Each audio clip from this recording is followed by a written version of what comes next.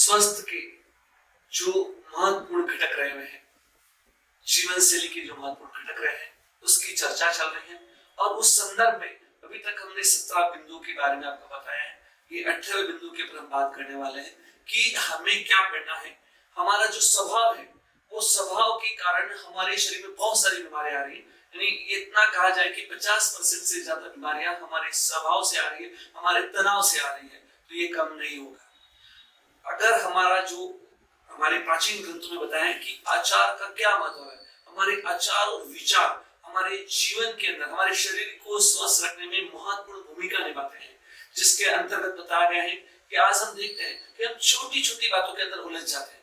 जैसे अगर आपके घर में झगड़ा है ना, बड़ी बातों पे नहीं होता है, छोटी बातों पे होता है। जैसे यहाँ कपड़े किसने रखे, उसके लिए हमारे घर में झगड़े हो जाते हैं। पानी की गिलास किसने यहाँ पर रखी, उसके लिए हमारे घर में झगड़े हो जाते हैं। अगर हमारे यहाँ पर काम करने वाले बंधु हैं, तो वो कार्य कर रहे हैं, तो वो कार्य करने में गलत कर देते हैं, उनको समझ में नहीं आता है, तो हम चिल्लाते हैं। तो ये छोटी छोटी बातें हैं, लेकिन ये हमारे लिए ब्लड प्रेशर का कारण बनती है। ये हमारे शरीर में तनाव क्रिएट करती है और उससे हमारे शरीर में दूसरी जो बीमारियां हैं वो आ जाती है।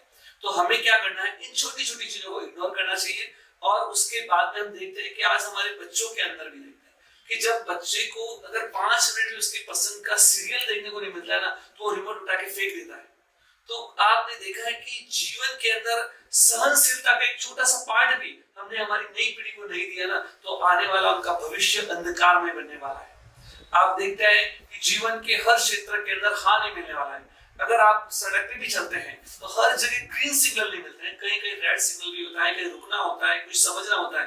तो वैसे भी हम सामाजिक प्राणी, मनुष्य सामाजिक प्राणी है, तो वहां पर जीवन के हर क्षेत्र के अंदर एडजस्टमेंट करना होता है। और वही एडजस्टमेंट का जो भाग है वो हम बच्चों को, बड़ों को नहीं सिखा पा रहे हैं। और उसके कारण क्या है, तनाव की स्थितियां बन रही है। तो इसके लिए हमें क्या करना है, हमें हमारे बालक और बालिकाओं को, और यहाँ तक कि हम स्वयं सहनशील बनने की कार्य करना चाहिए।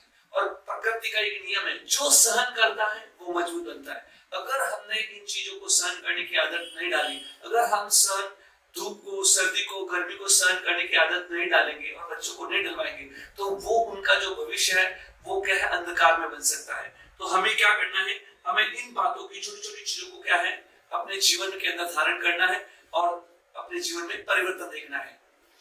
धन्यवाद।